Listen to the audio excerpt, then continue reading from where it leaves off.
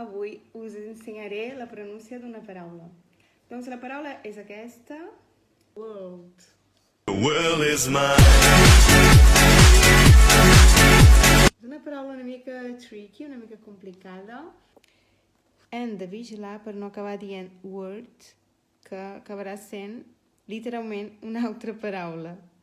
Perquè entenguem el seu funcionament, utilitzarem el plural del verb to be en el passat, were, aquesta paraula d'aquí, i utilitzarem la paraula old, que significa antic, vell, gran, no? Doncs, world. Ok? Quedaria així. Espero que us hagi agradat i que us sigui útil.